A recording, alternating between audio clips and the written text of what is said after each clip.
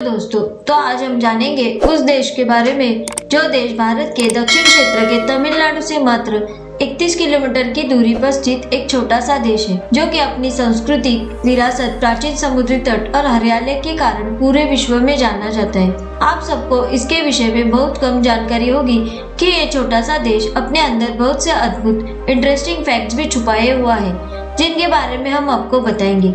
तो दोस्तों, ये देश है श्रीलंका। श्रीलंका क्षेत्रफल में मात्र 65,610 वर्ग किलोमीटर में फैला हुआ है, जिसकी करीब 70% आबादी बुद्ध धर्म, 14% हिंदू, 7% इस्लाम और 9% आबादी ईसाई धर्म का पालन करती है। श्रीलंका की सिंहाला और तमिल दो राष्ट्रीय भाषा है। प्राचीन श्रीलंका को अनुराधापुरा साम्राज्य के नाम से जाना जाता था, जिसकी राजधानी अनुराधापुरा थी, जो कि लगभग 1400 वर्ष तक इसकी राजधानी रही। श्रीलंका का आधिकारिक नाम democratic socialist Republic of Sri Lanka है और इसकी आधिकारिक राजधानी श्री जयवर्धनपुरा कोटे है। श्रीलंका में बिजली पानी के झरनों की सहायता से बनाई जाती है, जो यहाँ बहुतायत मात्रा में पाए जाते हैं। श्रीलंका को वर्ष 1972 तक सीलोन के नाम से पुकारा जाता था। श्रीलंका के निवासियों को कभी भी उनके जातीय समूह के नाम से ना पुकारकर श्रीलंकन या लंकन कहकर संबोधित किया जाता है। श्रीलंका पूरे दक्षिण एशिया का सबसे ज्यादा साक्षरता वाला देश है। श्रीलंका एक द्वीप है जिसका आकार मोती या आंसू की बूंद की तरह है। इसके पश्चिम में हिंद महासागर और पूर्व में बंगाल की खाड़ी स्थित है।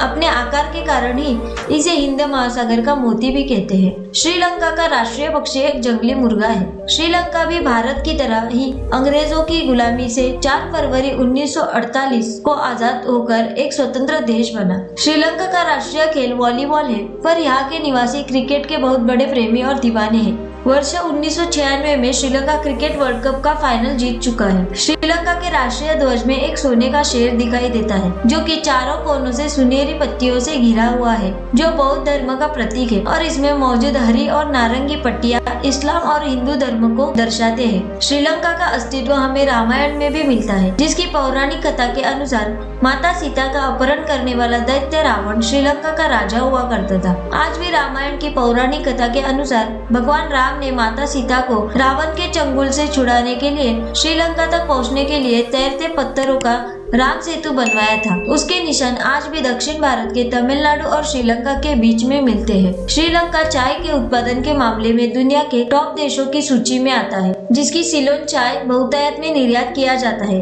और यही इस देश की मुख्य आय का स्रोत है। श्रीलंका का वर्ष 1983 से 2009 तक सिंहाली और तमिल लोगों के बीच गृह युद्ध का एक लंबा इतिहास रहा है, जिसमें लाखों निर्दोष लोगों को अपनी जान गंवानी पड़ी।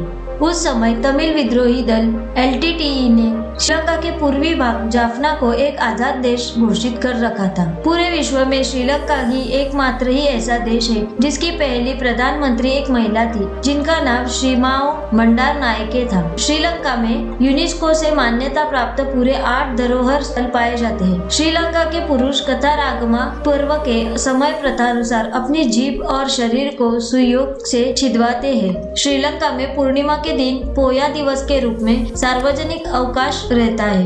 श्रीलंका में जानवरों को बहुत सम्मान दिया जाता है, जिसके कारण यहाँ पीना वाला हाथी केंद्र हाथी बहुत संख्या में पाए जाते हैं, जिनके गोबर से बना पेपर बेचा भी जाता है। वही दूसरी ओर अनुराधापुरा में बंदरों की भरमार पाई जाती है। पूरे श्रीलंका में मात्र कोलंबो शहर में ही एक अंतर्राष्ट्रीय हवाई अड्डा है।